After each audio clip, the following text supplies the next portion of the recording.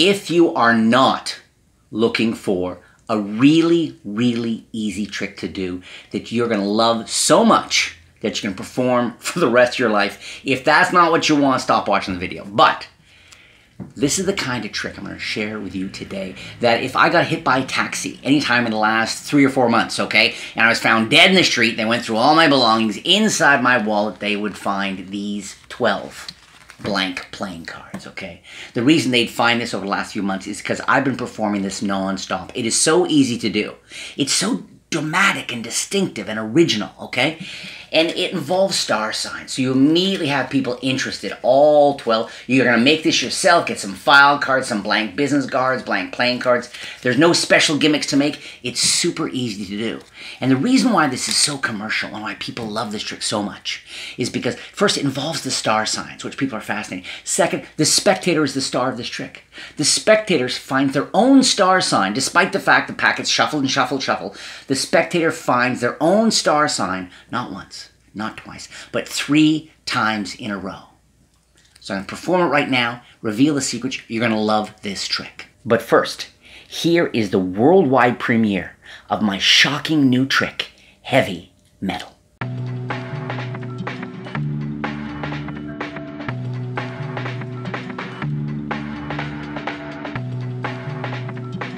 At any time during your show,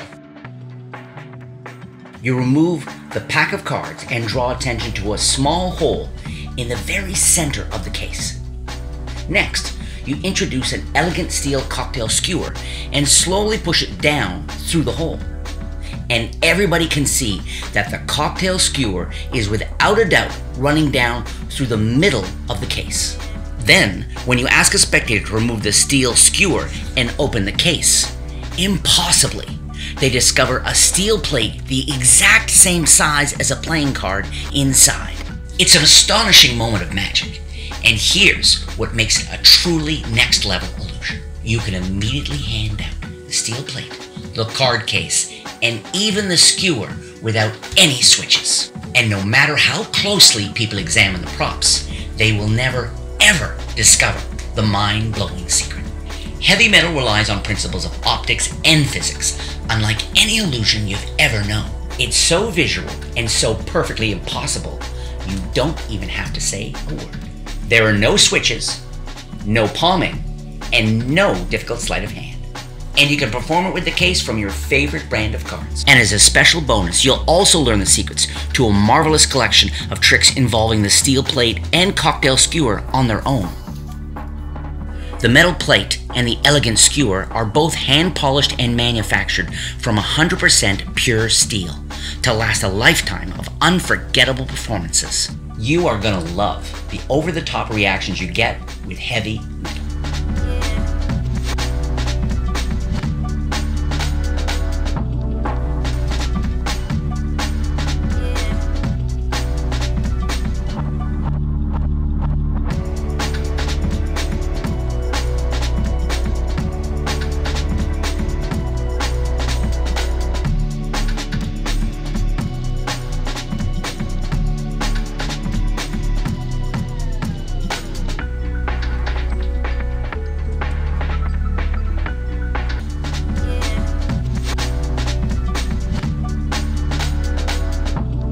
Thanks to the very special gimmicks, heavy metal is extremely easy to perform.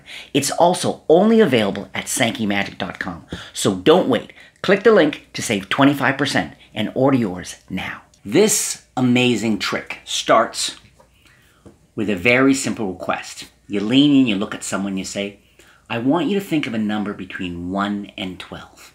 Are you thinking of it? They are. You say, change your mind. I want you to think of a second number. Okay, I want to make sure there's no way I could have controlled it, okay? In fact, I want you right now to think of a third and different number between 1 and 12. Do you have it in your mind? Do you have it in your mind? Between 1 and 12, you're thinking of one. Don't say it out loud. Don't write it down. Don't tell anyone. Remember the number, the final number you chose between 1 and 12. Got it? They say they do. You say great. Here, I actually, speaking of 1 and 12, is I have 12 cards. On each of these, Virgo, Aquarius, Cancer, I've got all the star signs written down here, okay? They're all written, all 12 are here. I want you to hold out your finger, and I want you to touch the star sign that's yours. Whatever star sign you are, I want you to go ahead and touch. And they touch one. Let's say they touch Taurus. You go, great, Taurus. Now, do you believe in the power of star signs? Do you think they really make sense? I'm going to come back to that in just a second. For now, what I want you to do is I'd like you to lift off. You ask them to lift off about half of the cards. They can really cut wherever they want. Lift them off, put them off to the side. They do that. You say, I'm going to mark the spot exactly where you cut. Turn these perpendicular, put them right there on top like that. Now, when you reached over and you lifted off some cards and you were thinking about your star sign, do you believe that sort of triggers anything unconscious in you or something instinctive, or do you think it's all just mumbo jumbo? What do you think? And you ask them. And you get into a bit of a conversation with people about the star signs. You say, the reason I'm asking is because, look, right here. I'm going to lift off the cards, nothing funny, exactly where you cut. And I want you to see, even though you could have cut the cards anywhere, you cut to your own star sign. Now, you might think that that is fluke. You might think that it's total fluke that you were, there's 1 in 12 chance of being able to touch and sort of cut to the exact one that you were thinking of, your own star sign. So let's try it again, but let's do something a little differently. I'm just going to spread out the cards. Literally just spread them out. And I want you to touch anyone you're drawn to, and you don't have to change your mind, okay? You go ahead, touch one. They touch one. You say, that's the one. Are you sure? You can change your mind, though, if you want. And they decide to change their mind. You say, fine, we'll get rid of, touch it. Then they touch one lower down the bottom. The point is they have 100% free choice to touch any one of the 12, and inevitably, when you turn it over, amazingly, they have freely chosen their own star sign again. You say, look, you still might think that that's some sort of fluke there, twice in a row, whatever. So let's do this. Look, I'm going to shuffle the cards one more time here, okay? And now, do you remember at the very beginning, I said to you, think of a number between 1 and 12. I said just think of it, right? Just think of it. And you even changed your mind twice. What was the last number you were actually thinking of in the very end? Say it out loud for the very first time. They say it was 5. 5. Say, look, not going to shuffle the cards again. I'm going to give you the cards, and I want you to count down your own hands, okay? 1, 2, 3, 4, 5. Just like that, you give them the cards. With trembling hands, they deal down 1, 2, 3, 4, 5. And yet again, impossibly, they found their own star sign. I think there's a lot to be said for just getting some file cards and with a marker writing these on. Now, the one thing I'll say is these are double blank playing cards, so you can't see through the cards. You can't see, and that is important. You really, to keep the drama, you don't want people to know what card is which until you turn them over. You could use simple file cards and pencil, writing with a light pencil, that'll be fine. Or get file cards and glue them in groups of 2. Cut them out, glue them, and that way they're totally opaque. There's another way to go with it, okay? But whatever you want, I'm only using the 12. That's what's so cool about this, is there's no doubles, there's no forcing in this regard. There's just the 12 to start, okay? You give them a mix, give them a shuffle. And it's important to start with this shuffle. You don't have to use this shuffle, okay? But it really adds so much. This is an overhand. It's where I retain one card. I've taught this on other videos, and I'll just touch on this briefly. If you're shuffling the cards, I mean, you'd agree that this looks like I'm giving them an absolutely fair shuffle. It couldn't be more fair. However, what I'm doing is squeezing. I taught this on a recent video, just with my fingertips. A little bit of pressure with the tips. And what that'll do is it'll keep that bottom card, okay? You're actually squeezing the top card and the bottom card together. They both are staying there as you're pulling everything out and then what's called shuffling them off. Pulling everything out from between the middle of the 2 cards and shuffling them off. That changes up the top card, but the bottom card always stays the same. Keep that in mind. So, first thing you do, think of any number between 1 and 12. Change your mind. Sometimes I say to people, think of a number. Now I want you to change your mind, think of another one. It's so fair. And by doing something at the beginning of the trick, that's crazy fair. Think of any number. The fairness of that bleeds onto everything else in the performance. All right? So they're thinking of a number between 1 and 12. Now, you don't go any deeper into talking about star signs or anything, and here's why. I then say, I want you to hold your finger, and I want you to touch whichever star sign you are. You're eventually going to want it on top. So, let's assume what you do is this. You spread the cards, they touch a card there, Virgo, and you in full view casually cut Virgo to the top. Okay, so boom, like this as you're saying, okay, so you're a Virgo. And now you might say, do you believe anything about star signs? And this looks like I'm just shuffling the cards, but I'm keeping their card with that false shuffle. I'm keeping it on top. Now, I'm shuffling, totally convincing. I put them down. And the first force I use is the crisscross force. Probably very familiar with it. If you're not, you're going to love this. Because I have them lift off some cards, any amount. They can lift off 2, 3, 4, 5. But usually you say about half the cards. You'll see why. They lift them off. You say put them down on the side there. Now I pick these up, I turn them, and I do this. Now the idea is when I come back to this and I show them the card they cut to, they're going to forget that that card, that was actually on top the whole time. Okay? Remember, they lifted off cards. That's the top card. I turn this like this, and that's going to be the top card is right there, which is the top card of the bottom half is going to be right there. Now, you need a little misdirection, a little time misdirection. So here's where I say, do you even believe in this stuff? Now, it was easier for you to find it when they were face up, right? But when they're face down and cutting, do you believe on some level you know where your star sign was, where your card was? And they often say they don't. So I plant a little bit of conversation. And after a little bit of that, or maybe I've talked about being a Capricorn, and frankly, a lot of the traits of a Capricorn I find really apply to me.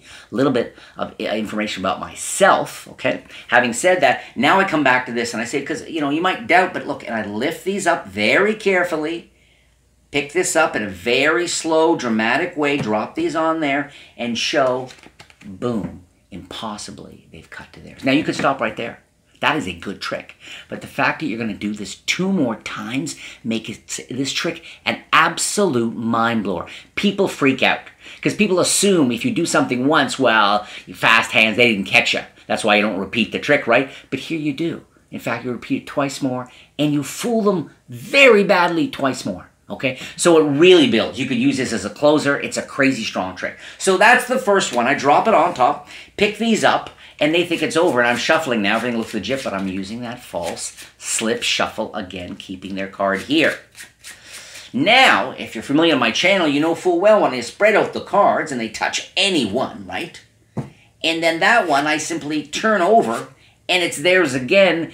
If you're familiar with my channel, you know it's a double lift. I'm using my favorite easy double lift, okay? And what that is I've got the Virgo card on top. They spread out any card or they touch any card. What's called out jog, and I stick it out a little bit there. Now I'm going to come over and I'm going to hit the edge and spin this card. It's going to spin, no fancy move here, just around my first finger and basically back on top here. Okay, it's not a fancy move, it's not a flourish. But as my hand comes over, I'm going to push the top card just a little bit forward and get a break under it. This is getting ready for something called a double lift. And looks like this. Here, turning over 2 cards is 1. There's the second time. All right? So clean. So clean. And again, you can stop there. You did something impossible, or actually they did something impossible once. Then they do it again.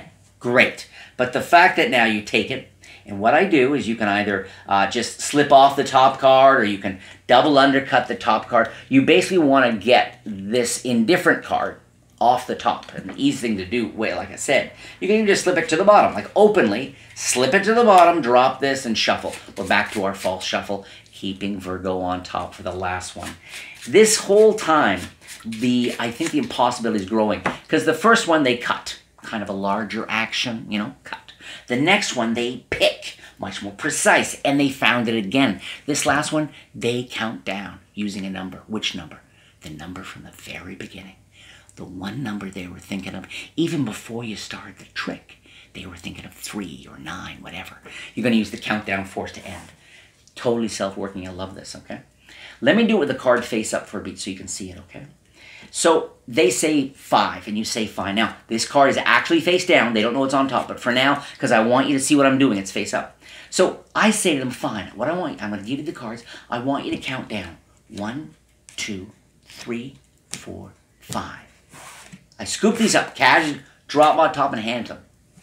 What I've done in counting and showing the example of what I want them to do is I position, when they count down, 1, 2, 3, 4, 5, they're always going to find their card. Now this works Even, let's say they say 3. So again, if the card's going to be face down, but just so you can see, I say, in a moment, I want you to go 1, 2, 3, okay? And I give them the cards, and they count down 1, 2. It's always in the position you want because your demonstration automatically puts it in the right position, all right? So to finish, they say 4, you say great, and because your shuffle kept it on top, you say 4, okay. In a moment, I'm going to ask you to count down 1, 2, 3, 4. Go ahead, you hand them the cards, and when they deal down 1, 2, 3, 4, you go, wait a second. I think everyone agreed. He's had 3 chances to prove that there's nothing to this psychic connection. There's nothing to the star sign. And sometimes I'll even, okay, sometimes I'll even ask him to put it aside or put it under her hands or whatever. And in dealing through these to show now Sagittarius, Libra, Pisces, the idea is that with everyone I turn over and reveal, okay, everyone, that it's not there, I'm building the drama of don't tell me, no way. I can't believe he did it again. He counted down the cards. He was thinking of any number. And then, boom. Thanks for watching. And don't forget, you only have a very short period of time to save 25% on my brand new trick, Heavy Metal. It's so easy to do. It astounds people. It's unlike any other magic trick you know. Click the link, go to sankeymagic.com, and order this amazing trick at this special price today.